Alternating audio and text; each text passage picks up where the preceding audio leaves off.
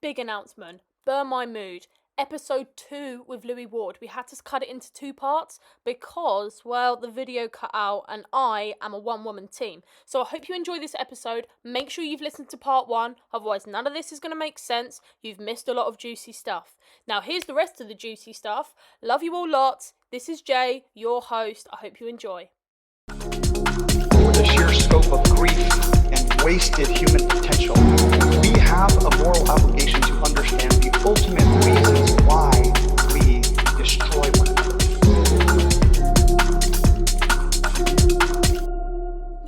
The shoe fits, wear it. Literally. Okay, so we were talking about your friend going to Thailand and giving you his ice bath. Yes, so he come round and he set the ice bath up in the garden. I'd say it was about 7 hours before he flew to Thailand. I don't know why he was so... I think he saw in me that I was serious about this sobriety thing.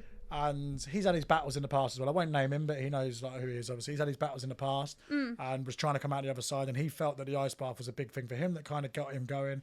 So he said, it's suited to you, man. So he set it up and then he filled it up and he went, right, in you get. I was like, no, I don't need to do it right now, mate. And he's like, you do because you won't. Get in it now. So I got in and I was in there for 30 seconds and I got straight out. I was like, mate, I can't feel my shins. It's horrendous. He goes, I promise you get through that first minute and you'll be fine and then it will all calm down. I was like, nah, I'm all right.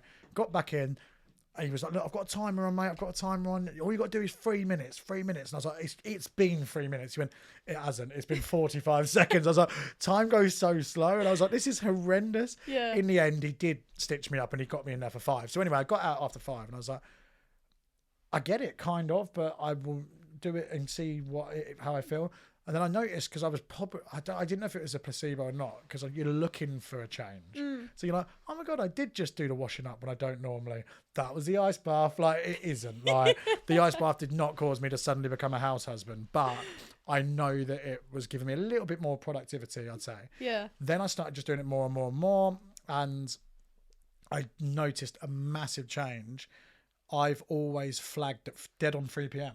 Dead on it is like clockwork at work. The moment it hits 3 p.m, I either used to yawn or I'd ask for a Red Bull. And I'd look at the time and it was 1 minute to 3, 1 minute past 3. It was like bang. It was so weird.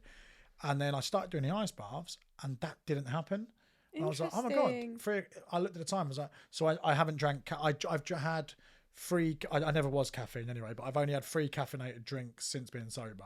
I don't rely on it. Like, I don't feel like I need it as a person. I'm a hyperactive person anyway. I feel it would be detriment to me more than helpful. So I'd stopped drinking. Whereas when I was obviously drinking, I did drink a lot of Red Bull.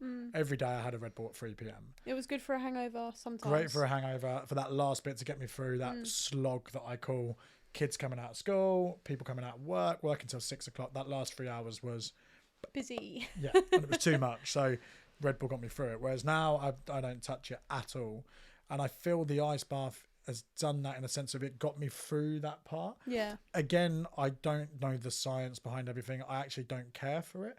People go, well, what it is, it does this, it does that, and it brings in, it's the closest endorphins to cocaine. And I'm like, is it? Like, I don't know. Like, but it works. If it ain't broke, don't fix it. So I'm now at that point of it where I've been doing it for the last 11 months and I'm still sober and I still feel good. So why on earth would I stop doing it now? Yeah. Not as if I'm going to stop doing it and then suddenly I go, right, beer then. Like, I don't feel that way, but I'm like, why would I faff with it? It's a winning formula. Stick with it. I feel like I didn't realise how much I clearly relied on routine because of my troubles. Yeah. Now my routines are just good routines, but I'm still the same. I'm still an addict. It's now the ice bath, it's now golf, it's now work, it's now my son. So I've just switched him to something else. Yeah. And I just feel that they're good fun. Now I don't get that, oh my God, get me out. I now just sit in there and I go on my phone. I do a little 1 minute video every morning. I stopped doing that for a while and I was like, no one cares for this. And then I started getting messages from people like, have you stopped ice bathing? Like, I look forward to those in the morning. Random people that I know-ish and again that I've worked with in the past. Yeah. And I was like, oh, people actually do care. I thought it was just me rambling for a minute and no one's interested. I was very surprised that people actually did care for that. Yeah. Because I thought it was just mundane content for content's sake. And also, you got to think, when you were talking about routine works for you, Yeah. it works for other people too. Exactly that. So when you consistently show up and you stop, people actually kind of worry about you. 100%. They're like, yeah, you're right. Yeah. It's Need TED accountability. Talk? Yeah, Yeah. it's accountability. Like if you put it out there into the ether and people know about it, if you bodge it, people will also know about it. So you think, I best stick with this. Yeah. And that's the same thing with the sobriety side of it. It's why I had to make it public. Same thing with the ice bath stuff. Ice bath stuff. People are kind of like, have you stopped doing that? Like, no. So then I thought, I best carry on doing it. Yeah. Even if it's only 3 people that notice it, those 3 people matter because it obviously gave them something as well. And one of my mates said it, he goes, it kills me. I'd be laying there with a hangover and I'd wake up and first story I'd see is you in the ice bath. Morning everyone, how are we? Ready for the day? Take care. And I'm sat there going, it's 11 a.m. and I've just woke up. Yeah. And I'd feel bad for not doing what you were doing. Yeah. And it'd give me the right, let's get my shit together. And even if it does that for one person, I'm like, that's all I need. Like, Yeah. that's all. Like, I'm not trying. I don't want to be a guru. I'm not that guy. Yeah. But if it means one person just goes, maybe I should have a look at myself, Yeah. then sound. I don't need them to tell me that, but it's nice when they do. Yeah. Like, because it means that someone's getting something from what I see as crap. Like crap. But also, people do really enjoy the authenticity. Like, Yeah. people like not being sold something, but to be inspired. That's, Yeah. you know, that's a strong pillar in marketing is inspiration and motivation. And sometimes people don't want to be forced something, but they want to be inspired. That is what social media is for. So when you're putting something out there like that makes you feel good about yourself, that makes you feel like you're better in yourself, it's never a negative. Well, people can see through the bullshit. Yeah. All of us can. Right? The moment you see influencers ads and they're like, oh my God, this is possibly the greatest thing I've ever seen in my life. My teeth feel amazing. Like, you know, you're like, okay. But it's so forced. You know, you can tell when it's an ad in the sense of like they're doing it for not because they like it, but because it's a thing. Like, oh yeah, definitely. we can see through it as consumers, right? And I think that's the same with people. Like, you can see through someone's Instagram, people are so worried how it looks, and I'm very wary of that. I don't want to put across that I'm having the greatest time in life and sobriety is so easy if it isn't, but it is. What I say is how I feel. Like, this is how I feel. I don't walk out of here and go, another day without a drink. Hi guys, how are we all? Yeah, great day. I don't do that. It's legit because people did see through it. Like, if they saw me walking down the high street with a raincoat on, like sad, they go, he looked well happy 45 minutes ago in the ice bath, and I'm shivering down the high street. Like, people would see through it. And I try not to do that in anything I do. I try not to do it at work. I try not to do it in my conversations with people because people see through it. I see through it. I think I've always been good at reading people. It's a big part of my job because you have to know who to talk to, who doesn't want to be spoken to, who you can say one thing, who you can swear in front of, who you can't, who you call sir, who you call mate. You get it wrong, you lose a customer. Oh yeah, so definitely. You have to know it. You have to know, and I feel that's what I now do in my normal day life as well. Like, some people don't want to be spoon fed it. Some people need to be. My brother, he has to be told that's right, that's wrong. You have to with him. Gonna go, yeah, you're all right, mate. Whereas my dad don't want that. My dad's not that kind of person. If I said, have you seen this? Yeah, cool. He didn't even look. Then he'll show me it 2 days later. Have you seen this? Yes, I showed you it. Like, it's like, that's just how he is. Like, I tagged you in that. Look in the comments. You, yeah. And he's like, no, you didn't. I'm like, scroll up. There, you liked it. You even put a thumbs up because he's a dad. Thumbs up. Like, yeah, like, and that's how some people see it. Like, some people need to see it 2 or 3 times. Some people don't. Like, with the ice bath stuff, it's just, it was for me. It wasn't for anyone else. Yeah. It was for accountability. And to also change, like I was saying with my weird thing now is I can't stop looking at my memories. 1 year ago today on Snapchat, 2 years ago, same with Instagram. I can't wait in a couple of months' time. Those 1 year ago todays will be good, not shit. So one day I'll look and go, there we go. This is where the ice bath started. 1 year ago, oh my God! So 1 year ago today I was in the ice bath. Oh, 1 year ago today I was here too. And then 2 years before, it's me absolutely levered somewhere, and I'm like, I can see the progression over a year. Yeah, and it's there for that because it's like the cloud's a real thing there. It's there. I can see it 1 year ago today, and I need that to be better than what it was. So yeah, that's a real reason for it, a big reason for it as well. No, it's good. It's good because I've read a lot about ice baths, and I've seen that they do something to your body temperature as well that actually, I don't know if it increases dopamine, but it helps you calm That's what down. it is. Yeah. That's the bit that's the science that I do know of it. Like, it's the dopamine hit that was supposed to be the closest to a drug or whatever that was natural. Yeah. But then there's also other stuff. Same as anything. You see all these scientific reports. Eat more eggs, they make you more fertile. Don't eat eggs, they stop you having kids. Like, they, depending on what the science is they look at, they find what they're looking for. Whereas with the ice baths, I've seen other ones that will say, like, actually what it does is cause this problem. And I'm like, I haven't noticed that, so I'll carry on. Yeah. So once I start to notice, if I felt fatigued in a certain way, oh, it's actually bad for muscle recovery because it stops the muscles doing what they're supposed to do. Why does Cristiano Ronaldo use one? He looks pretty good. Yeah. Like, people that use them aren't sat there like as in celebrity. Again, it's endorsements, but Tommy Fury, Cristiano Ronaldo, all these like I am not a high profile athlete. That might surprise you, but they're doing pretty well with it. Like, and I don't see Conor McGregor, those sort of guys. I feel like they're doing that sort of thing. I don't see why they'd lie about it. Joe Rogan being the biggest one, like the biggest advocate for it. He's obviously the biggest podcaster in the world on paper for numbers, and he goes on about them. So when I saw it everywhere, and a lot of people that do it were sober. Russell Brand, I know his name's a bit mud at the moment, but Russell Brand's sober for I so long. don't care what people say. I like Russell Brand. I love him as a comedian. I think he's hilarious. Whatever he's done, I don't read into or look into. But I love him for his... I'll say what I want to say. Yeah. He doesn't care about it, and he's no Calls filter. out everything. Yeah, even if it's right or wrong. Sometimes I disagree with what's said, but he'll say it regardless. And he's not one of them people that forces something down your throat. He's just loud. He just says what he's thinking. He just at says, that this time. is what I think about it, but do your own research. Exactly. Yeah, exactly. Yeah. It's never forced narrative as well. That's what I think is good for that. But he does the ice baths. Dapper Laughs, as I say, was a big part doing the ice baths, and he's about 3 months ahead of me with sobriety. So I think he's about 3-4 months ahead. So he was 4 months sober when he started the podcast, or around that, and I obviously would just started out. So I look at what he was doing, and he was doing cold plunges, and then Joe Rogan's doing cold plunges, and then like I was like, oh, there's got to be a link. It has to be a link, because it can't be. You throw enough shit at a wall, something's going to stick. Yeah. And if the ice bath was the thing for me that got me through that bit, then cool. I don't know what it was that got me through it, but I now just do all of those things and just think, if I take one of those out, what if it all falls apart? It's like Jenga. I don't want to pull that one in case the lot comes down. Yeah. And that's what it is with the ice bath now. So I'm just like... I've actually read, obviously I don't know how reliable this is, but I've actually read that ice baths can be just as effective as methods of exercise. Yeah. Apparently, yeah. Well, it gets you that it's impossible to get out and go, oh, you can't. Because you're fucking freezing. So you're like, oh, and you are stood there, oh, right, let's go then. Oh, right. And you're not, you can't be like that, because it isn't what your body wants to do. It's people say it forces your body into shock. That's why it's called plunge shock therapy or whatever. I don't do it for that extent. Like when I got in December, the coldest I got in, it was -5 outside. It was 5 in the morning. We were off to Budapest on our Christmas works do.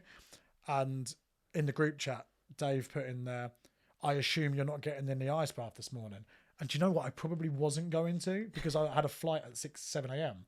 and we were leaving from Stony at 5 a.m. Because he said that, I was like, sod him, I'm now getting in to prove a point. So I've gone downstairs and it was -5 outside and it was -1 in the water. And I was like, I'm just doing this to prove a point now. But I did it. I was in there for 5 minutes and that wasn't fun. And it was the first time I thought I didn't enjoy that one. Yeah. However, you couldn't half tell the difference between the 5 of us sat there on the plane. At 7 a.m, everyone sat there with their coffees. And I'm like, Budapest then, man. I've been looking at it earlier on the website. Have you seen this place here? And I realised it was the same feeling it gave me as if I'd done a couple of keys. Yeah. I was like, oh my God, this is the closest I've felt to that feeling. And it was natural. I was just hyper and happy. I wasn't I wasn't in my own head. It gets you out of your own head. You have to do it. So no, I should try it. It isn't a quick fix. It isn't first time you do it and then go, wow, that's great. And it isn't like riding a bike. When you don't do it for a week and then get back in, you're like, fuck me, this is difficult. It isn't like, I can get back in now. I did 10 days without getting in for no real logical reason other than laziness. It slipped back in briefly and then I got back in. I was like, oh my God, this was as difficult as it was the first time. So, would you compare it to like meditation? So I tried meditation briefly, very briefly, and it's something that I will go back to. And I think my problem with meditation was always that I can't shut down very well. When you say like you're sometimes quite happy to be in your own thoughts and you can kind of just, I get lost there a little bit, and there's a lot going on. I'm not being that guy on TikTok that says, oh, well, I think I've got ADHD, but I've never been tested. But if I was at school now, I would have been riddled with it. They would have like just said, this kid's got something, because I was like this since I was a kid. Yeah. So I feel that I just don't shut down. And if I do, something will just go, microwave. Don't forget the microwave needs cleaning. Oh, yeah. And then I'm like, oh, no, hang on. Let's go back. I can't do that. Whereas the ice bath, I don't actually think about anything while I'm in there. I just go, oh, it's a yes.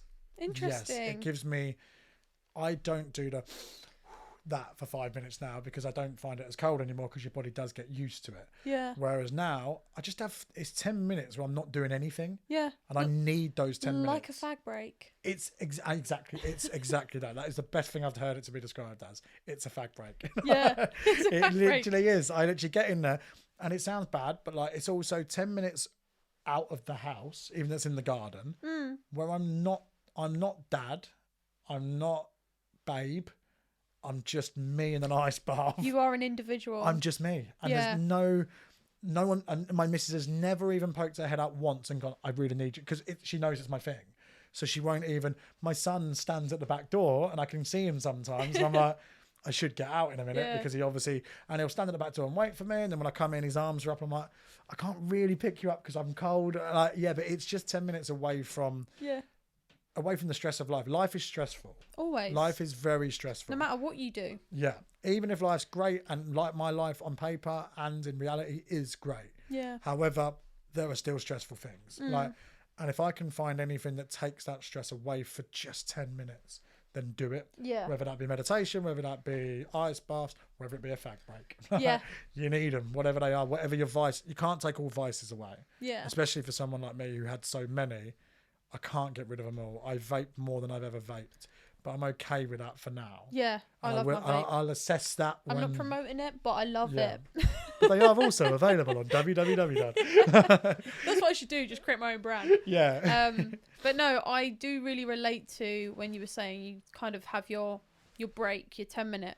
Like for me, when it comes to finding something that helped me calm down, I call it a train track mind. Okay. So, like when a train track, you pull a lever and it changes junction, Splits, whereas mine is like layered on top. So it's like everything's coming at once, right? There's no organisation. Yeah. And for me, the only thing, like after I've meditating, it made me feel like I was having a panic attack. Okay. I feel Took like you out of your comfort zone instead of putting you in it. Yeah, I wasn't a fan of that. I've done therapy, but my problem is that the only thing I am diagnosed with, right? I think I've got a million things, but the only thing I'm diagnosed with is OCD. Yeah. So, and I was diagnosed very young. So it's very similar to like ADHD traits, but basically I get obsessive. Yeah. Hence the addictive personality. Yeah. So it starts with people, it starts with habits, it starts with starting something. And unless I become passionate, that obsession tends to die out after a while. Okay, yeah. Whereas because I've become passionate of certain things, they've stuck around. So when I'm really struggling mentally, I went through something last year. I went through a medical procedure and I started painting. Okay. Have a little look at that little trolley there. Ooh. Yeah. So that is my thing. I have never been artistic. I have never been very creative. When I was a child, I liked building shit and breaking it. Like I was very, it's going to sound sexist in these days, but I was very masculine as a child. Like I liked masculine activities. Yeah. Boisterous. Yes. Yeah. More. So, you like chaos more than. Yeah, definitely. Yeah. So I like building big things and smashing them up or setting things on fire. And then my mum goes, "Why has that been set on fire?" And I'm like, "I like fire." Funny, isn't it? Why wasn't it set on fire? I've done some real bad things actually. When I was like 14 or 13, I had a paper round, and after, like, this is around the time I started smoking cannabis, so I was like, oh, this is boring. So I used to walk to a field in Wolverton Mill and set them all on fire. Nice. So that's the trait I picked up from my childhood and kept it. And just kept it, yeah. Yeah. So now it's candles. Candles, yeah, that's safer than fields. Safe confined areas.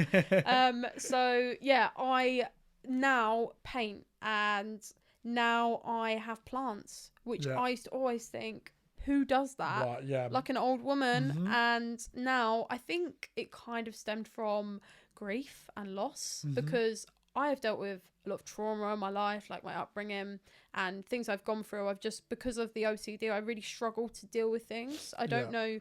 Obviously, I'm not saying it's worse or better than anybody else's. It's just, for me individually, I struggle to communicate those things. Well, I have struggled because I've never known how to deal with them in a healthy way. I wasn't shown an example. So when it come to me being the age I am now, going through therapy, and COVID was probably the pinnacle moment where I became so obsessed with my mental health that I gave myself therapy without realizing. So I researched so deep, you know, it starts with TikTok telling you you're autistic, you're ADHD, you're bipolar. You thought you was autistic, you found out you were artistic. Yeah, literally. So and dyslexic at the same time. I am actually dyslexic too. Oh, yeah. Yeah, actually.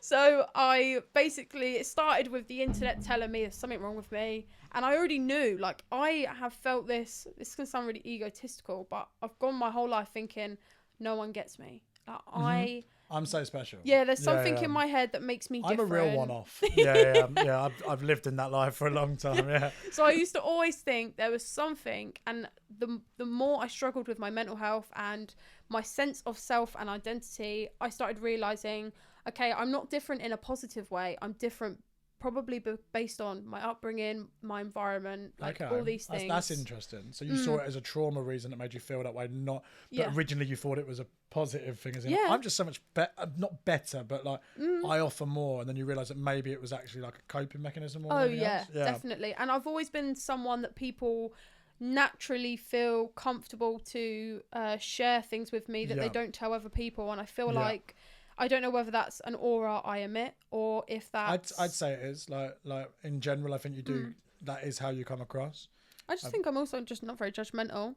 I think that's the biggest part. I think people are more open to opening if they feel that it isn't going to be judged. Like you're not going to say it to a random dude in the street going, "I've had a bad day today," because he might not be the right guy to do it to. Because he'll be like, "Well, I don't really care." Yeah. Whereas you can tell with someone that, but it also then can become too far the other way, because then you become a punching bag for other people's lives. Yeah. And I feel that I was very much like that at times. And I was like, look, anyone needs to talk to me. Even though my life was a mess, they were like opening up to me. I'm thinking, I'm not the guy, man. Yeah. Because I'm now taking this home. And I'm like, oh, this guy at work today told me that his missus has left him. And I was taking it home myself. And I realised that I needed to sort myself out before I let other people do it. 100%. Yeah. So this was something I had really deep conversations with my therapist with, and she said to me that you would rather take on everyone else's problems instead of focus on your own. Yeah. Because when I went through this whole deep dive on socials, online articles, I was reading like therapists' autobiographies and and then I couldn't afford therapy before I started therapy. Yeah. And I took on a course. I thought, well, if I can't pay for it, I'm just going to learn what they're going to do for me. So I learned how to do CBT therapy. I didn't finish it, but I learned enough to become self-aware of my own issues. To help yourself. Yeah. So I become so self-aware of myself, and I understood my behavior. I understood my trauma better. I understood things that I needed to process, things that I still process now. I'm a big believer on you do it when you're ready. Yeah.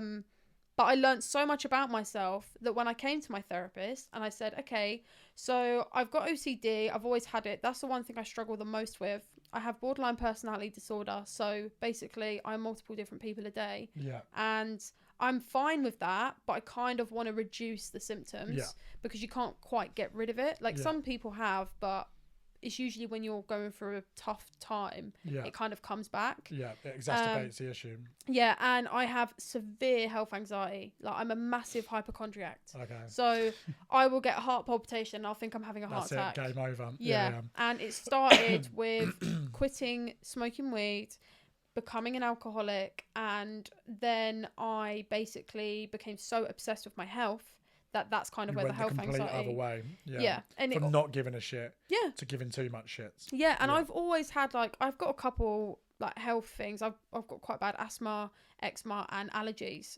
So they're things I've lived with my whole life. Nothing of those things have ever changed. My eczema improved, but everything else kind of the same. So when those things I started getting new symptoms, having panic attacks, that's what kickstarted the health anxiety. Because then I'm calling up doctors and having heart monitors attached to my chest for 24 hours and all this stuff. And it was all in my head. And I would say to my therapist, it's all in my head. Like, I know, help me get it out. And she's gone, well, you're so self-aware. You've taken my job away. That's probably even tougher though, right? Yeah. Because you're aware of it and you're like, why am I doing it? Yeah, that's what. So I remember changing therapists. I spent over a year with her. She's wrong. Because you can use this app called BetterHelp, which is a therapy, basically FaceTime. You can do it however you want, but I chose the FaceTime option. And it's kind of a cost-effective way, affordable way to get therapy based on your earnings. And also, you can change your therapist at any time. They try and help you, like, match you up to someone. I've seen about it, so that's a really good concept. It's really, really good. Because there is nothing worse if you went in something and went, the person's not right, or I don't feel, there's nothing wrong with the person, but it doesn't feel right to me, or there's no links. Like, I had it when I first went years and years ago to an AA meeting. I sat down and spoke to the guy and went through all the numbers. Like, they wanted to know the numbers. Like, right, what's your intake? And then I did it with the drugs, and I told him, oh, not too much then. And I was like, not what? Like, just like diminishing my, like, I've got a real problem here. And I never went back. I never went back. And 8 years later, it took me to get sober because I didn't like how that went. It was with the FaceTime option. Like, I like that. And you can literally book it, like, probably less than a week, but I used to do it a week in advance. I'd be like, right, I'm booking therapy next week. That's good. And it's like I kind of phased it out, and then I brought it back when I lost my friend, because I truthfully thought I was experiencing similar symptoms as to what I heard that he passed away from. Yeah. So he passed away from having a cardiac arrest. Yeah. Through drinking and all these other lifestyle influences. Yeah. And so my body starts reacting that way, and I thought, I'm going to die if I don't do something. Yeah. So then I went to therapy again, and she said, this is normal. Like, this is grief. This is what grief does when it smacks you in the face, and you're not just in shock, you're dealing with it right now. So you go through all these stages. They say there's like 7 stages of grief, I think. Yeah. And with the anxiety, like the health related anxiety, she basically helped me with that. And then the more we would develop after I wanted to talk about the other things in my life, like, let's revisit these things where I know everything about myself, I'm self-aware, I want to get better. And she went, well, you've done the work. And I've gone, okay, so you're not going to tell me what to do now? Like, these are my problems. And she's gone, well, that's not what a therapist does. She goes, it sounds like you're looking for a parent. And I'm like, all right, that's another thing I'm now self-aware of. Yeah. What now? Now what? You've left me in the same position as when I started. Yeah, I get that. So I would 100% recommend it to anybody that struggles to speak or struggles to learn about themselves or wants to get a different perspective of themselves. I think that's what the biggest part is there, what you say. I think it's a fresh set of eyes. Because when it's yourself, you believe you know everything about yourself naturally because it's yourself. Who knows more about me than me? Yeah. But it's not until someone kind of points it out sometimes from the outside. But someone said it to me recently, said something. I'm like, oh yeah, I never really thought about it that way. And that's bang on why I do what I did. Like, and I'm like, and that was a mate. That wasn't a therapist who is specifically supposed to find those things. A friend noticed it more. So yeah, a fresh set of eyes is massissive in those situations. Yeah, definitely. So yeah, that's some of my mental health story. I can't remember what I was going to say now. It's because I started looking at my board. Oh, I also saw recently that you'd wrote a song. Yeah, this was a thing that I did when I was at my worst. I used to write songs and poems at 3-4 in the morning off of one's nut, shall we say. It was my go-to of, like, because I had all these feelings in my head that were like just buzzing around due to the chaos that I was causing to myself. And most of the time I'd read them back after the next day and be like, that's so bad, none of it makes sense, the logic's not there, there's no rhyming, none of it makes whatever. But I love music. I've always been into music. A lot of my friends are in bands and I grew up around it. My uncle was the MD at Marshall's, so I had that. My other uncle was built piano, so I've always been around music and just never did anything with it. And then I just realised that I loved writing. It's essentially therapy. Like writing, like you were saying there, I'd write something down and I didn't know I felt that until I'd wrote it. And then I'm not a musician. I play the guitar, I can play the piano, but I'm not a musician. I don't do anything with it. But I just realised that when I wrote stuff, like, it makes me feel better about how I felt in that situation. Yeah. And that one that I posted not too long ago, so there's a couple that I wrote. I wrote those years ago, and I've only just refound them. I'm unpacking everything with why I am the way I am, why I am the way I was, giving my own self therapy as well. And a lot of it, I'm like, oh, I wonder if I read those back, if they still make sense now. And I can see the dates, so I know where I was at. I can work out where I was in my life at that point. And I'm like, this was a bad time. Let's read that. And it now means something completely different to what I originally wrote.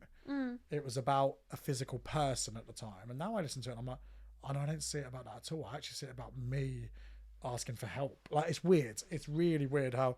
I don't think it's weird. Yeah, no, maybe it's not. It's just how I think it's also because I'm surrounded by music. Yeah. So I meet so many songwriters, singers. Yeah. My partner's a music producer. Yeah. And it is so normal in the world I live in. Yeah. And I think that it's really nice that you can express yourself through it, because, you know, people do this for a living. Yeah. And sometimes people write things and they don't have meaning, but when people do, you know, there's a story, there's details that you can't just make to make a hit, basically. Yeah, exactly that. I think it's a very beautiful way to express how you feel. And like, for me, if I wanted to do something like that, I'm not very good at making music or writing lyrics. I just feel music as a therapy. It's like a sensation. It's like a drug to me. Yeah, you're an intaker, not an outputter. In that sense. I get that. And when it comes to, if I was to try and relate to what you are doing, I write a diary sometimes. Yeah. But I only badmouth in my diary. I never write, I'm having a good day. It's only when I'm like, oh, my boyfriend's pissed me off. I'm going to have slating in my diary today. It's not a positive diary. It's more like, I need to get that off my chest. It's like and a get burn it out. book. Yeah, exactly. Yeah. You can't sit with us. Yeah, I know. I completely get that. Because I realised that when I look back at all of the stuff I'd wrote. And I was like, I am moody, man. None of this is nice. It's all really sad. It's all really depressed. And I realised I only ever wrote when I was in a bad place. Yeah. And I found that quite sad, because when I listen to it back now, when I write it back and I read it back, and I'm like, oh, I must have been, and I'll look at the date and I'm like, oh, no, exactly when it's I read a poem that I wrote after, so me and my partner, Lucianne, we were together 3 years, broke up for 3 years, back together for the last 2.5, and have a 16-month-old son. In the 3 years that we were apart, we both went our own ways and did our own things, and then obviously got back together. But I wrote a poem after we broke up, and I found it last week, and I went, oh my God. And I'm sat with her on the sofa and I went, your poem? She was like, my what? I was like, I wrote this poem about you when we broke up. She was like, can I hear it? I was like, I need to read it myself first. Yeah, give me a minute. And it is just a hammering. Is it? But it's not, but it was was your hurt that you're projecting. It was my hurt. Yeah. And I blame myself for 75% of the breakup originally. I was chaos. I wasn't a person to be around. It was my fault. She had her faults, same as everyone does, but I take most of the blame for that. Yeah. But when I read it back, you wouldn't think that. You'd think that she's a scumbag. Like, clearly what I've wrote, but it wasn't for anyone. It was never. I've never even posted it anywhere. It doesn't exist other than on my phone, and it never will exist anywhere other than that. I could read it out loud and it's okay, but like with her, when I read it to her, she was like, "It's actually very good, like what you've done with it." But it's quite weird that you felt that way at the time. I was like, I don't think I did feel that way. It was an exacerbated version of how I felt. Yeah. Like, fuck you. Even though it was my like fault. A creative way to project my anger and my hurt towards losing a 3-year relationship and feeling like I had to start all over again. Yeah. Because that's the problem when anyone breaks up with anyone. There's more the fear of, fuck, I'm back at square one. Yeah. And then they end up still trying to force it. I'd rather be with someone than no one. It's that feeling. Whereas we did that so many times, and it took 3 years apart to realise that we were right, just complete wrong time. Yeah. And you needed to be happy within yourself. 100%. And I certainly wasn't. Throughout most of it, she wanted this to settle down and wanted to do this. Oh, should we start putting money away and start maybe looking at getting a place together? Yeah, sure. All right then. Straight down the booze. And no, I don't want to do that. But that wasn't where I was. Yeah. Whereas it was where I was 4 years later. 3 years later, once we'd broken up and had our own lives, and I knew that I needed consistency, and I knew that that was something that we offered to each other. So the writing side of it now, I find it quite weird because one of my best friends, who is about, I think he must be about coming up to a year and a half sober. He had to do rehab and everything. Yeah. But he's done very well with it, and he was my benchmark of seeing how well he's done. He was my loose cannon mate that we were just off the rails together. Yeah. And The one that you could count on when you wanted to go out. 100%. The saddest story that's funny that we laugh at now is when I went sober, and I went round to his and we sat down. He made us a baguette of some sort. We'd known each other for 15 years, and I sat there and ate, and he goes, "Do you know I've never seen you eat?" And I was like, "What?" And he goes, "It wasn't our friendship." I said, "No, of course it wasn't. Like, you called me, where are you? I'm at mine. Should I come round?" And we get on the beers, and then we get on the other stuff, and it was chaos. Wow. He goes, "I've never seen you chew other than the inside of your mouth." And I was like, "Oh my God." And it made me well up. I was like, we have been friends for 15 years. He's in my top 5 friends of all time, but we'd never sat down and had a meal. We'd never had spoke about anything other than being off of our nut. It was like, that's quite sad, that, because it made you realize that we were just two liabilities using each other as, if I'm a loser, I need a loser with me. And now we realize that we're not that, and we're actually are still validate friends. each other. Yeah. I don't want to go too. down in this ship on my own, to come with me, sort of thing. That's how it was. Whereas now, both sober, I'm coming up to a year, he's 15, 16 months. And it's like, I saw him yesterday in the high street. I saw his van and I was like, "Hello, mate." He's like, "Hello, mate." And you'd think we were both on it, because he was like, "Hello, boy, how are we? How's life? Yeah, great." Like, and he's just this loud, incredible character. And I was like, neither of us ever needed any of that to be the way we are. We are that anyway. Yeah. But it's the liar in you tells you that. And I say, he is a musician. And I said to him, like, "How's the music going?" He went, "It's really hard to write now." Because I wrote from a dark place all the time, because I was always in a dark place. Yeah. And he goes, "How do I write a song now? What do I say? My daughter looks stunning today." Like, that isn't what I wrote about. My daughter's beautiful. My son's great.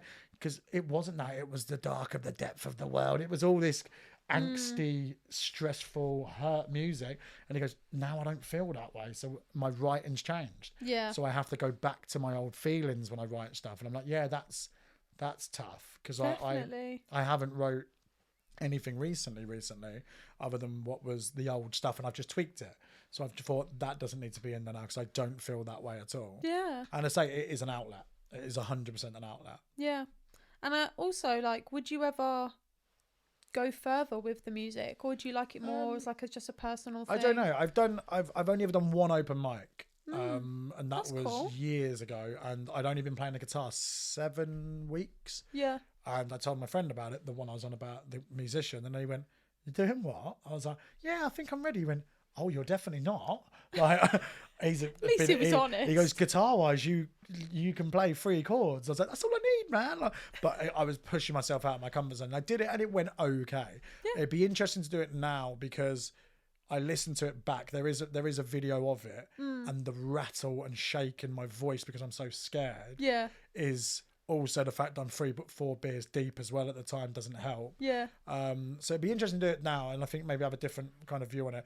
I'm not a singer. I like to write, and I like to play the guitar, and it is an outlet for me. So I'd love to do it in that sense. Maybe you're a songwriter. Yeah, maybe that's my thing. Maybe that's what I do. And I say I've got friends in bands, so I've not spitballed ideas since being sober. Yeah. It was always a 3 a.m. listen to this. Yeah. No one gives a shit at 3 a.m. No one's listening to it. You're off your nuts. Like, they're not listening. they're not. They're in the kitchen. They're existing. They're not really taking it in. So it'd be interesting to maybe look at it now with sober eyes. Oh yeah. But, I mean, there's so many ways you can do things with music. Like if you was to write demos, for example, songwrite, produce, play instruments, they're all areas where in the industry there are people for each role. Exactly that. And you know, some people do loads. Like Alex is a producer, so he can work with like vocalists, he can songwrite, he can play instruments and do it all through a computer. Like he can do quite a lot of those things where some people just sing, some people just write, exactly. some people do have both. A specific that's their thing. So there's so many things you can do with it if you ever wanted to go down that route. Definitely. It's something that I found myself. I didn't pick up the guitar for the first 6 months of sobriety. Yeah.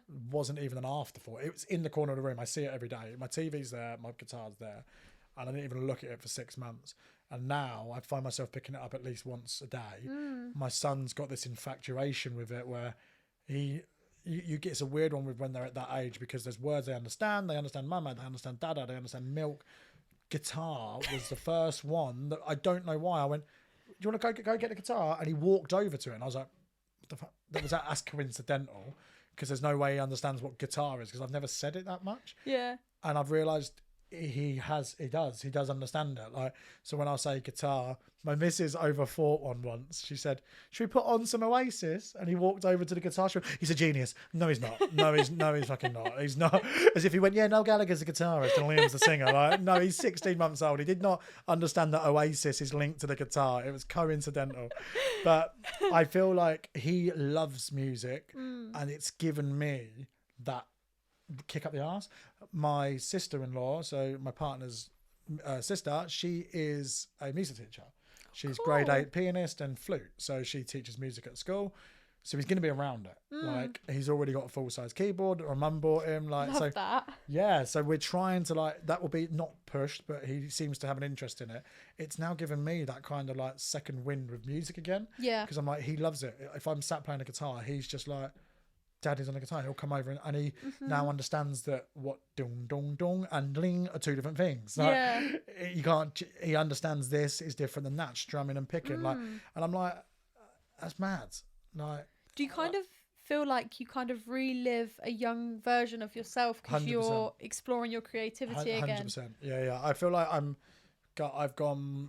As I said earlier, I've definitely gone back, and I'm trying to make up for lost time in every sense. Like, I feel like there's a good 6-year period that I can write off as autopilot. Yeah. Where I actually did nothing. There was nothing of show. There's nothing that I can say, well, at least I came out of it with that. A couple of tattoos. Yeah. That's all I've got left from those 6 years, really. And a lot of hurt and a lot of heartache and a lot of friendships that I've lost. So there was a big part of that I look at as wasted time. So I feel like now I'm trying to make up for that. And again, like I said earlier, throwing shit at a wall, hoping something sticks. I'm like, golf, football, music, get my hair done, get new tattoo. Like, it's one of them. Let's find what my thing is. Yeah, like, let's find out what I can do to make myself feel like correct. And it is working. And I feel like the music has certainly been a thing that has got me going with that. Definitely. No, that's good. I have good. a new lease of life for that, for sure. No, I do think you're very, very creative. Yeah. I always thought you might go into comedy. So it was something that I wanted to, but my problem was twice I attempted it. I did an open mic comedy night. It wasn't a comedy night. It was just an open mic. Right. So already the room's not on your side. Oh, yeah, because they're there for musicians. They're there for musician and spoken word poetry. And I rock up and go, and it just... And I did the typical, because it was the wrong time in my life. I was 7 beers deep and I'd done 2 lines in the toilet before I did it. So you misread the room a bit? Completely misread the room. I misread myself, let alone the room. Like I didn't know what on earth. And it wasn't, I don't know what I was trying to. I made the mistake of thinking, because I'm known as funny, it's that simple to just do a 20-minute and listen to me and you'll laugh. It has to be more structured. And there was no structure to it. I was just chatting bollocks and telling stories about my family that they don't know who the hell I'm on about. I was just going, my dad once said this. How fun is that? Like, what? It was so... It was a definition of an open mic. There was no notes on my phone. Yeah. People are going up with these notes. I just rocked up and thought, I can talk for 20 minutes and you'll laugh at me. Yeah. And that was the wrong way to do it. And the only thing that's changed it recently, and my best friend, the one that I was best man at his wedding... he is my biggest cheerleader, but he's also my biggest critic in a good way. Yeah. He's one of the big reasons why I am where I am now with sobriety. I don't know why he stuck by me, because he is the definition of head screwed on fella. Chaos when he was younger, but head screwed on.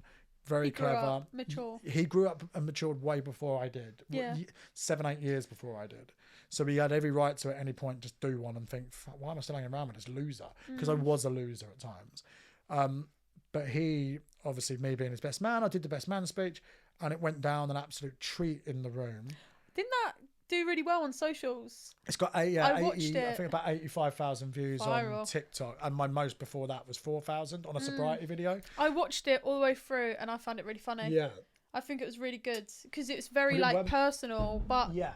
this is kind of the reason why I'm curious about whether you'd go into comedy, because I do Yeah. think you are a bit of a natural.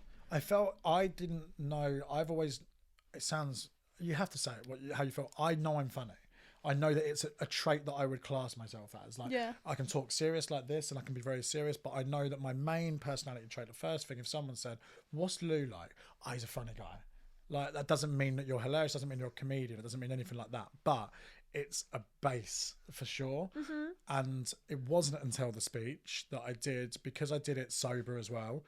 I was like, oh my God, this is going to be scary. I watched it back myself on numerous occasions to see what I would tweak if I had it again. And I'm like, my timing's really good there.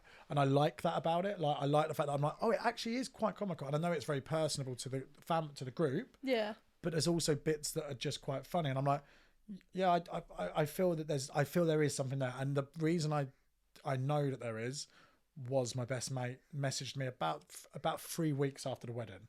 So it wasn't even like it was just a straight after, well done, mate.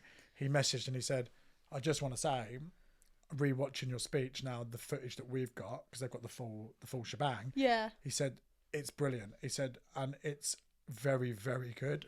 And he said, your writing's very good. What you've said, your timing was great. He said, I know you tweaked an idea before about doing comedy. I'll be honest, it wasn't for you.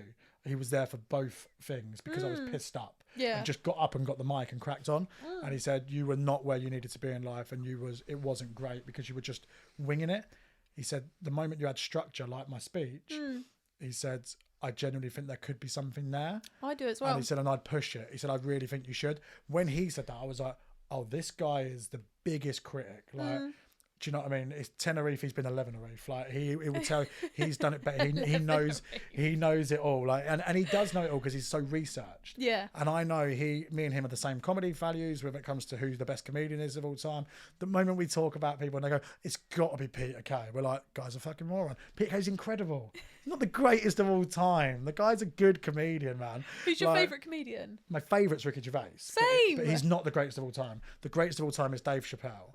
But my favourite is Ricky Gervais. Yeah, my favourite's Ricky Gervais. Yeah, Bill Burr's up there as well, as when it comes Alex to loves genius. Bill Burr. Genius. He knows he can do it all. But I wasn't my a favourite fan is of his Gervais. recent special though. Who On Bill Netflix. Burr's? Have Bill you seen Burr's. it? Yeah, I would have seen it. Yeah, it's not his best. Oh, the one at the Red Rock.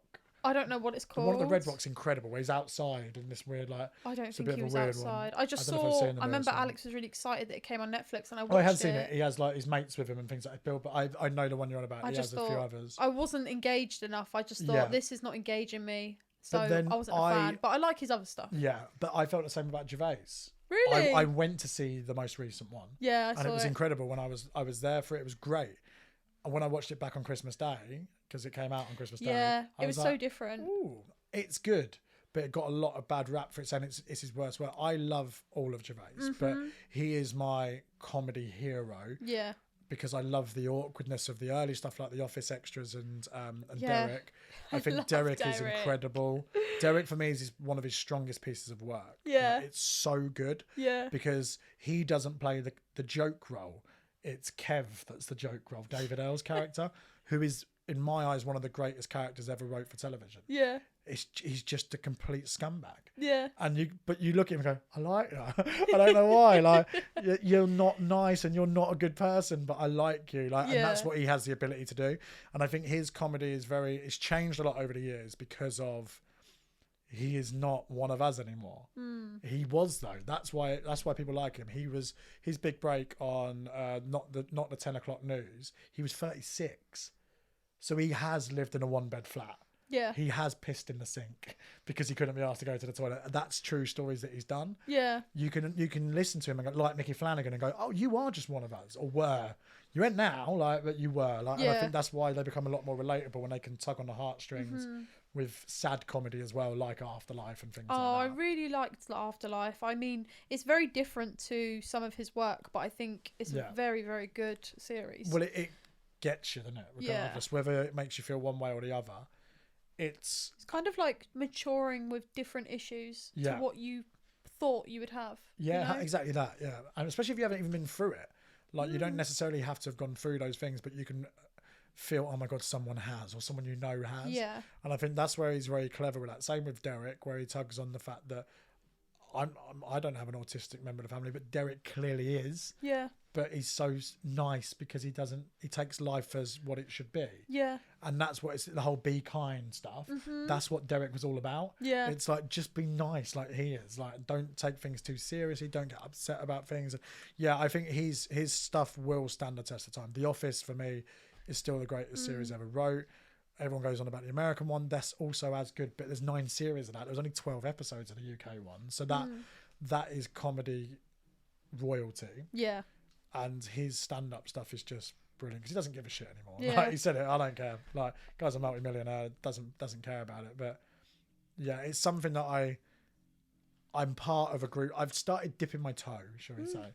I'm part of a group on Facebook called Southeast UK stand-up comedy thing. I'm just trying to see what it's all about because I don't know how to do it, because everyone's like, oh, just go do an open mic. People aren't there for that. Like, they're there for a singer. They want a guy.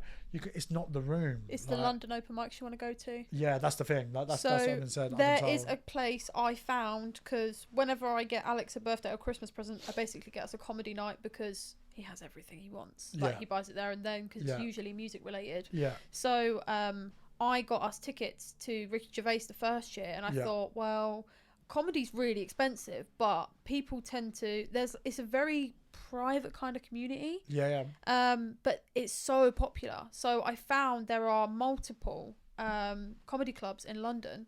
So just a train away. And I think there's one in Northampton, but the one I went to, London, it's called The Top Secret Comedy Club. I've heard of this. You can pay a monthly membership, or the tickets are either £1 or 20 quid at max. Nice. They are cheap. If you book like the 8 or 8:30 p.m. slot, you're like in a very small, crowded, like there's a lot of people in there.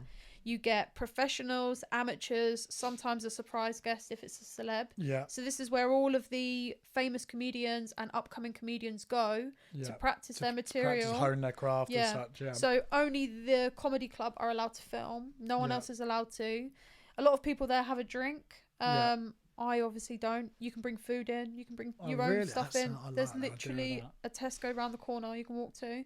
So I just grabbed all my stuff, like grab loads of snacks and juices or whatever. And you just sit in you pick your seat. You can't book a seat. You basically get there. Just get in and first come, first serve. And you're there for about 2.5 hours. I like that. And that it's a really fulfilling night. You feel like you've had a whole night out because you've just laughed so much. And that's the thing with comedy in general. Like, there's nothing like it. Like, I love football. Football was my life growing up. I love music. Music was my life. If I find myself in any point of struggle, lockdown, I lived on my own in a 1-bed flat. I watched The Office repeatedly. Literally, over and over again. I feel like we've lived the same life. Like, I was just like, I need to laugh because I am feeling so bad in my life. If I can just take myself away from it, it's a release. And it's a little bit tunnel vision because you're not dealing with your real issues, but I don't care. So I can get through a day of it. And like, I want to do, I always like, for the first time, the way I know that there's, with me, with anything, I start something without realizing I'm doing it. And then suddenly it starts to become a little bit of a voice in the back of the head. Then it starts ticking and then it becomes more and more. I started writing notes. I can tell by my notes. If you ever read through my notes on my phone, you can tell where I'm at in my life based on the date. With the sobriety stuff, it was all about that. There was weight loss stuff in there. There was food stuff. And now that's all disappeared. I've started writing joke ideas in my notes. And when I did it a couple of days ago, I was like, oh, it means that I think there's something there. Otherwise, I wouldn't be doing it. I wouldn't write them in there because it'd be pointless. Who am I going to tell it to? It's not a joke that I can go, what do you think of this joke? Because it doesn't work. It's the way I'd have to do it. And it'd have to be in a small set of some sort. So there's definitely like an idea there. But I'm also aware that you always have that nagging thought in your head of what if it doesn't work. But then if it doesn't work, you're no further back from where you are now, which is nowhere. So I've not done anything with it. So it would have been a fun experience to try. 100%. You're either going to enjoy it, and even if, say for instance, a joke bombs, that joke may do really well in a different crowd. A lot of people go to Ireland to test out jokes because they are sometimes a tough crowd, but also the best crowd. If it's good, it's good, and I'll tell you, but it happened even with the speech, the best man speech. The joke that got the biggest laugh wasn't the one that I thought was that funny. And that's the maddest part about it. It was the bit where I said, I've lost my speech, so I had to Google best man speech of all time. Hopefully this works. Elocuente de los Spanish. Fuck. That I don't think that was that funny. I just thought it was funny. quite. But everyone pissed themselves, and I was like, oh, and I had to wait for them to stop laughing. I was like, that was just a throwaway joke. Whereas the ones that I thought were very good got a laugh, but I was like, oh, that was the one that I thought was the killer. Like, Yeah. And it was that they were easy jokes, like the Cornwall jokes. Their family being from Cornwall, like you're easily going to mention Seven Fingers playing a guitar. It's a simple joke, but it's all been done. So I feel like if you're going to do it, I've seen so many comedians. It's all I follow on Instagram and Facebook, and you watch it and you're like, I critique constantly in my head as if I've done it, but I think it's different when you're in the position, because I'll hear something like, oh, he could have run with that. He could have run with that. There was a joke there and he missed it. And I'm thinking, says me. It's like the fat guy in a pub watching football going, he should have passed there. Like, well, all right then, Dave. All right, You do it then. Yeah, you do it. Yeah, I would have if it weren't for the knee up. But like, yeah, it's just like, yeah, I feel that I have to be aware of like, it doesn't mean it's just going to be that easy. My mates think I'm funny because they have to. Like, do you know If what I it mean? makes you Like, feel better, I think I'm hilarious, but not many other people do. and that helps. Yeah, exactly. So Alex is always saying to me, "You love laughing at your own jokes." I'm Yeah, like, yeah, "Well, but I'm the funniest yeah, person I'm I my know." own biggest fan as well. 100%. You have to be like I always said to the missus a couple of weeks ago. She went, "When we get back tonight, shall we put on like I don't know? Shall we watch something funny?" I was like, "You've got funny at home." Like I'm like the choc ice, you know, when they say like, "Do you want ice cream?" We've got it in the freezer. I'm the freezer. I'm there like, sit down, babe. I'll do a couple of jokes. Yeah, I feel like I'm. Yeah, my missus has a very, very different humour than me. She's very straight-laced in a good way, and she grounds me in that sense.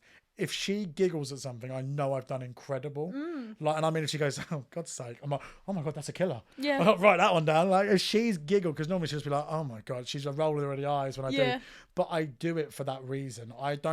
I find someone going, "Oh," funnier than a real belly laugh. Yeah. Because I want that awkwardness. Like that's the office side of it. I love the not too awkward, not like the baby reindeer stuff when it's just not. I watch that and I'm like, nah, not for you, mate. Like you're lucky you wrote a good series because comedy isn't the one. Like, but yeah, stuff like that. I look at it and think, yeah, there's something there. There's a base there, and I feel like I will regret not doing nothing with it. My dad, sorry, going off subject, but it's the same. My dad is the king of shoulda, woulda, coulda. I don't call him that to his face, Yeah. but he'll hear this and it's true. He is, what could have happened? What if I would have done this? You didn't. Oh, but I could. You didn't, mate. You didn't. You didn't do it. You didn't do it. You did the same thing over and over again and got the same results. Like, yeah, but what could have happened? And I've always tried not to be that guy, and especially now I'm sober, I'm like, I'm not being that guy. Yeah. And I found myself recently sat there, keep telling myself, I need to do something with a comedy thing. I need to try it. I need to give it a go. And then a week goes by and I'm thinking, hang on a minute. I'm shoulda, woulda, coulda in without realising it. And then before you know it, I'll be 40 going, I could have been if I give it a go, mate. I don't want my son to go, but you didn't. Yeah. Because I'd begrudge that. I could easily go, I did it, didn't work out, and it wasn't for me. But you do have that thing in your head, same with anything, whatever you do as a job, you'll look at it and go, there's people doing it that I think I'm better than. And that's the hardest part. You're watching like, I'm funnier than them. Like, doesn't mean it's going to work. Yeah, for and you. also that might not be your crowd. Like that No. could be their crowd, Exactly. and that. you're just like, what about that was funny? Like I sometimes see that in comedy, but I just still love the environment. I love going there. Like I love watching it on social media. I follow a lot of people that aren't very popular as well. I'm the same. Yeah. I little love gems. finding the people. Yeah, yeah. I'm like, oh, they should be the ones, and they're the ones that are going through TV first to kind of have a foundation. Well, of I their felt career. that way with Matt Rife. Like I felt like I found him, not found him, but like he wasn't the Matt Rife now that's got like millions of followers and essentially became famous through TikTok. He's the first. I'd go as far as saying he's the first comedian to be TikTok famous and become famous. Bearing in mind the guy is one of the most beautiful looking men I've ever seen, so that don't half help. But he's hilarious. He is brilliant. But he's found his thing. Yeah, I And think it he is found that. his audience. Found his audience, jumped on it, and has run with it and done it incredibly. Whereas there's other people that I've watched and thought, that's crap. And I read the comments, absolutely brilliant. I'm thinking, was it? Yeah, it was to them. Yeah. Just because I didn't find it, I'm like, that doesn't mean that it isn't. There's music that I listen to and go, I just don't get it. But I'd never take it away from someone else that does. Yeah. My missus would listen to House on the way to a funeral, and I find it ridiculous. Like, put on some somber stuff. Like I want to judge cry. I want to cry. I need to get my emotions out now. Yeah, get Oasis on. Like I need to listen to Don't Go Away. Like I will judge how my mood is based on my music and what I'm listening to, and I can tell where my life is based on that. Whereas my missus is like, I've had such a bad day. And I'm like, have you? Like, tell your music taste that. Like, I wouldn't know. Stick on Celine. Like, like it's strange, but you can tell a lot about that. Like, the same with comedy. Like, if I'm in a bad mood, I'm like, right, just fucking get your go-to default, get The Office on. Yeah, I think on. every time, I don't know if you get this, but me and Alex, every time we rewatch it, we go, oh, how have I missed that? Yeah. Like, I've watched this 50 times. The bit that I've watched over and over again and still gets me as much as the first time, but I definitely didn't notice it the first 2 or 3 times, is when Gervais is doing the speak as if he's like a motivational speaker, and when the woman comes in and he's taking his top off and then he breathes in, and because he wants her to believe that he's skinnier than he is, and he goes, oh yeah. And it's the great. I noticed the higher, but never noticed that his belly was overhanging, and then he's just there. And now I can't help but it's the greatest comedy moment I've ever seen. It's the time, and you sit and you think, have you thought about that? Because we've all done it. Yeah, I've done it at the bar. It's relatable. I'm stood there at the bar, and a good-looking bird walked in, and I give it the breathe in just in case. But anyone I was 3 stone overweight, she's not looking, going, that's better. Yeah, that's better. that little bit has changed the whole game for me. What was I going to do? Just stay like that forever? Yeah, just constantly like, I went, yeah, really good, thanks. Like, it wouldn't work, but it's so relatable, and I think that's what comedy needs to be. Like, you've got to be able to look at it. If someone talks about, so my Porsche, right? I haven't got a Porsche. Move on. Like, it needs to be stuff that you can like understand. And I've done that. Lee Evans is the greatest of all time for that. Oh yeah, because my mum's favourite is Lee Evans. He's brilliant. I know so much of his comedy just from growing up. And everything he did, you're like, I know someone that does that. Of course you do. It's basic but done well. Yeah. Like, women take too long shopping. It's an easy joke, but he does it so well that you forget that the original joke is very basic. And I think that's what comedy is about. Like, yeah. Absolutely, it is good. I'm tempted. I will. You'll be the first to know. You'll be the first to know. I'd love to come watch. Yeah, 100%. I need to write something and have a plan at least. Sometimes, like you do. I've got envy of that plan. To be honest, first time I've had the whiteboard. I used to have it on paper in my lap. Yeah.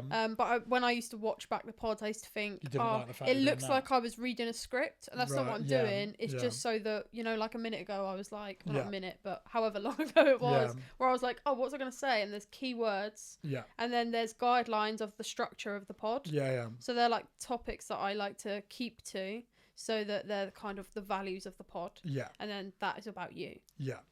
I like it. Yeah, see, I bought a whiteboard that lasted a couple of days, and then the missus put it underneath the stairs because she's like, you don't use it. And I was like, but I will. I will. And then, I don't know where it is. And I need to keep on top of that more. Like, life can become very stressed and lose where you're at. Whereas if it's wrote down, there, it's in the ether. Yeah, this is my fave thing. I have notes upon notes, but this is just better because it's always out. Yeah. Whereas if you have notes on your phone, you just start a new note and then it's gone. Start a new note and it gets lost in it. Yeah, 100%. Yeah. Yeah. But the last question I want to ask you, I ask every guest this: what do you define as independence? Ooh, that's a good one. What do I define as independence? What does it mean to you? I think it means independence for me has changed over the years. Independence meant I can do whatever I want on my own. It's not that. I don't think it's that at all. I think it's being comfortable in yourself. That's the way I feel about my independence now. And knowing yourself more than anything else. I feel like from the outside, everyone goes, independence, I live on my own. I'm a strong independent. You feel like that. I'm a strong independent woman. I'm a strong independent man. I don't need nobody. I think independence is nothing like that. I think it's the ability to be able to trust yourself and your own decisions, but not also ignoring everyone else that's around you.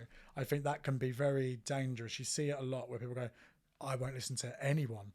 That's not the way to do it. Like, you have to be open to listening and then take it's like driving. You learn certain ways, and then after a while you just do your own thing. Yeah. You got your foot up on the dashboard. Like, it's fine. Like, it's fine. And I think independence is like that. You need to take everyone's information in and then find your own way and do what suits you. But just don't hurt anyone along the way. Yeah. Because then it means you're doing it wrong. That's how I feel about it. That's a really good one. Yeah. I like that response. Thank you. That's okay. Well, thanks so much for coming on. I appreciate it. Thank you This very has much actually for been really having me. fun. It has. This is definitely yeah. going to be 2 parts. Oh, it's not turned on. Don't say that. I've actually done that before. Have you actually? Yeah. I remember take it was the 2. mics that did it as well. That's Oh, why I get really? Alex to check. To check over him, Because yeah. it definitely looked That like would it have was been working. devastating. Luckily, I don't know if you've met her before. Her name's Daisy. It was Daisy's pod. No one's ever noticed or picked up on it, but he had to do something with the audio from the camera to match it up and kind of make it dub sound. it. Yeah, make it sound like it Was came it out slightly of out mic. like the Chinese films? No, it just didn't pick up her mic and only mine. Oh, So right. So luckily, so the once camera- she spoke, you had to turn. Oh, that's a shame. So he had to get the levels of my mic and her from the camera so that they sounded even. Oh, So she's a bit echoey, but yeah. but I felt so bad because it was the first pod where I was like, yes, I can do this all by myself. I'm a And then- strong, independent woman. Yeah, that's literally been me my whole life. I messed up. I didn't turn the mic on. Oh my Oh. god, so funny. Thank you That's so much, brilliant. though. Thank you for This has having been me. fun. It's been a pleasure. Also, if you want anyone to find you, tell them your social media at. It is at Louis J Ward 10 on Instagram and Facebook. Louis Ward. I'm on TikTok. I don't know what TikTok's Lou Ward 27. I know that for a fact. TikTok. I've started to be a bit more on TikTok, but like it's not my main. Instagram seems to be my main one. It's all about my son. So if you want to see a pretty little 16-month-old, he's on there. So yeah, Lou Ward, Louis J Ward. How do you spell that? LOUISJWARD 10. Perfect. Okay, perfect. Yeah. Well, thank you so much. Thank you very much for having me. I appreciate it. Thank you all for watching. This is Burn My Mood podcast. You can find us on any social media platform, the ones that most people use. So that's YouTube, Instagram, Facebook, TikTok. I don't know. I think I've even got Twitter, but I don't use Twitter. It's at Burn My Mood. So that's BURNMYMOOD. And if you're looking for my personal socials, it's JVicky98, JAIVICKY98. I can't remember if I just spelt that right. I think you did. Well, thank you so much. Bye. Bye-bye. Thanks so much.